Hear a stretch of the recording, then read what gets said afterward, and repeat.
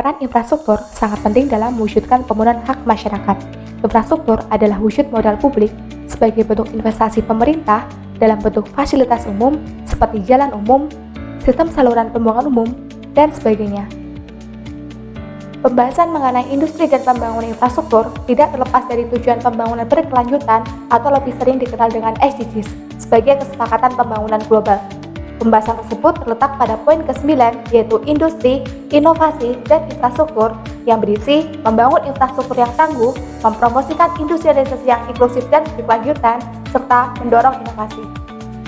Kondisi infrastruktur di Indonesia masih tertinggal dibandingkan negara-negara di Asia, di mana beberapa daerah seperti di Sumatera, Kalimantan, Sulawesi, hingga Papua masih memiliki pertumbuhan industrialisasi dan infrastruktur yang kurang merata.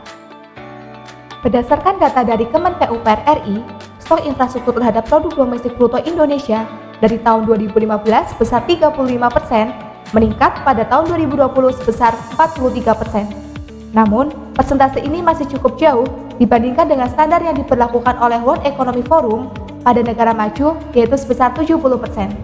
Untuk memenuhi kebutuhan infrastruktur tersebut, dilakukan penambangan material di bumi seperti besi, tembaga, nikel, kobalt, dan platinum.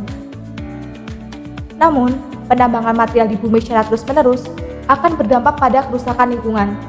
Bahan kimia berbahaya yang digunakan untuk mengekstraksi sumber daya dapat membahayakan keanekaragaman hayati, pekerja, dan penduduk lokal. Melihat adanya permasalahan tersebut, perlu adanya alternatif penambangan yang dapat meminimalkan dampak negatif terhadap lingkungan dan iklim bumi. Oleh karena itu, diusulkan konsep asteroid mining sebagai alternatif penambangan di luar bumi. 1986DA merupakan near Earth asteroid yang diasumsikan memiliki jarak sekitar 0,5 unit astronomi dari bumi. Perjalanan pulang pergi antara bumi dan 1986DA bisa memakan waktu sekitar 1 tahun. Asteroid 1986DA dipilih sebagai target operasi penambangan karena merupakan jenis asteroid tipe M yang memiliki persentase nikel dan besi yang tinggi, sehingga dapat digunakan untuk bahan konstruksi di orbit. Asteroid 1986DA memiliki reflektivitas radar yang lebih tinggi dibandingkan dengan asteroid lainnya, karena komposisi mineralnya diterima secara luas di komunitas ilmiah. Asteroid ini mengandung beberapa material, yaitu besi sebesar 17,6 gigaton, nikel sebesar 2 gigaton, dan kobalt sebesar 100 megaton, serta sisanya dapat terdiri dari kombinasi emas dan platinum sebesar 300 megaton. Peluncuran roket dilakukan di area ekuator bumi untuk menghemat bahan bakar. Alasannya adalah karena peluncuran pada area ekuator bumi memiliki kecepatan awal yang lebih tinggi dibandingkan di luar area ekuator bumi. Indonesia sendiri untuk pertama kalinya akan membangun bandar antariksa. LAPAN telah menetapkan Kabupaten Biak, Provinsi Papua sebagai lokasi yang cukup ideal karena paling dekat dengan ekuator bumi dan pantai timurnya langsung menghadap ke Samudra Pasifik. Pihak-pihak yang akan terlibat dalam merealisasikan gagasan asteroid mining adalah LAPAN, SpaceX, Kementerian SDM, dan perusahaan-perusahaan komersil. Ada 2 jenis roket yang bisa digunakan. Yang pertama, roket klasik menggunakan energi fosil untuk bahan bakarnya sehingga biayanya sangat mahal. Sebagai alternatif, roket yang digunakan pada asteroid mining adalah electric space engine. Meskipun roket listrik kurang bertenaga untuk meluncur ke luar angkasa dibandingkan dengan roket klasik, tetapi roket listrik lebih ekonomis karena hanya membutuhkan bahan bakar dari bumi yang lebih sedikit, sehingga biaya yang dikeluarkan lebih murah. Ketika roket mencapai asteroid 1986DA diamankan dengan cara menghentikan atau menambahkan rotasinya dengan menggunakan pendorong agar tercipta artificial gravity. Untuk memindahkan asteroid yang sangat besar, perlu adanya dorongan yang kuat untuk memindahkan asteroid ke lintasan yang dekat dengan orbit bulan. Gravitasi dari bulan akan membantu menempatkan asteroid di orbit yang stabil, sehingga lebih menghemat banyak biaya untuk bahan bakar.